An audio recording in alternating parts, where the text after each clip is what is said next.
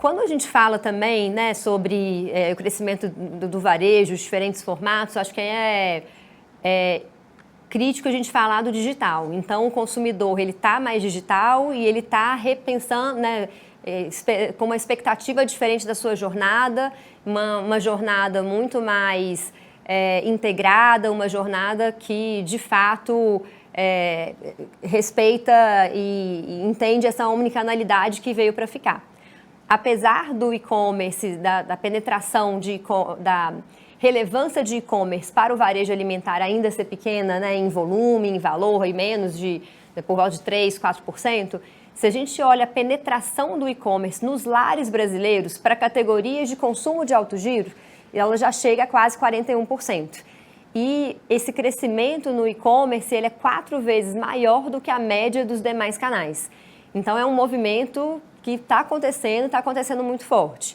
É claro que a gente sabe que ainda tem, né, desafios importantes, desafios de rentabilidade, de conseguir, né, equacionar aqui a proposta de valor digital que atenda às necessidades do consumidor, mas também, né, que faça sentido para os varejistas, mas é algo que acho que, né, veio forte e que não vai ser, não dá mais para voltar atrás. A gente vê primeiro players nativos digitais avançando de forma agressiva nos setores de alimentos, beleza, cuidados pessoais, né, buscando capturar participação de mercado, Mercado Livre, Rappi, Amazon.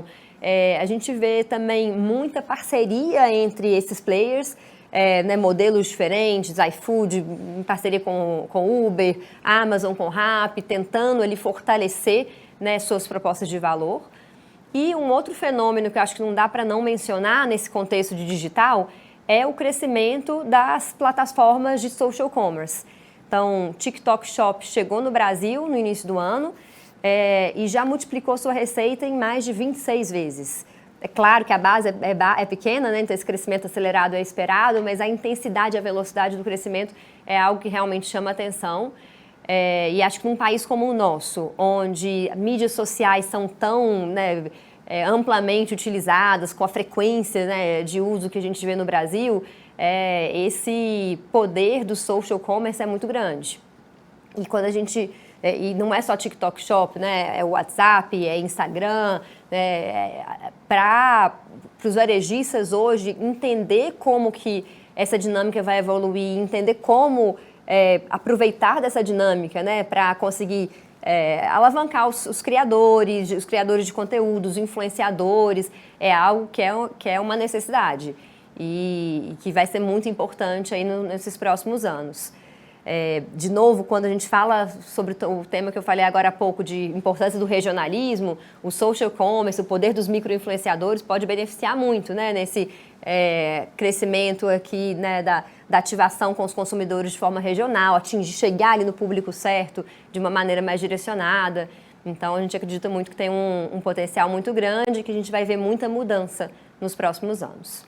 E, obviamente, quando a gente pensa no crescimento do digital, ele varia por tipo de categoria. Então, nessa página, a gente tem a segmentação por tipo de canal digital, então sites, apps de varejistas, sejam varejistas nativos digitais ou, né, varejistas tradicionais, apps de entrega e o WhatsApp. Então, né, no total, sites, apps de varejistas representam mais ou menos 42%, mas quando a gente olha para categorias como higiene e beleza, isso chega a quase 70% de penetração. Acho que são categorias onde a pesquisa e comparação de preço é super importante, isso né, você consegue fazer com né, muita efetividade online, comparando sites, comparando apps. São categorias onde a diversidade do sortimento, você achar ali aquele tipo, né, de produto específico para a sua cor de pele, para o seu tipo de cabelo, é algo que é muito importante, que não necessariamente você consegue né, oferecer né, no mundo físico com toda a diversidade que você consegue no online. Então, acho que isso justifica um pouco desse comportamento. E já categorias como bebidas, a gente vê que o subcanal WhatsApp extremamente relevante, representando quase 50% das compras em canais digitais. E, de novo, né, ainda não temos um modelo vencedor, acho que ainda há muito tentativa e erro aqui de acertar, de equacionar bem, atender bem esse cliente, oferecer um sortimento diverso, ter um nível de serviço adequado, de tempo de entrega, etc., mas equacionando a rentabilidade, que é tão fundamental aqui para o varejo. E acho assim, se eu pudesse sintetizar assim, um pouco de tudo que foi dito nessas últimas páginas, é que o cenário competitivo está cada vez mais desafiador. A gente tem missões de compra diferentes, coexistindo em diferentes canais, então missões de abastecimento, reposição, proximidade, urgência, que são missões que têm frequências de compra diferentes, volumes de compra diferentes, disponibilidade de pagar mais ou menos pelo consumidor distintas. E antes, quando as linhas eram mais claras, abastecimento e reposição acontece no supermercado e no hipermercado, e no atacarejo, a urgência só mais no digital.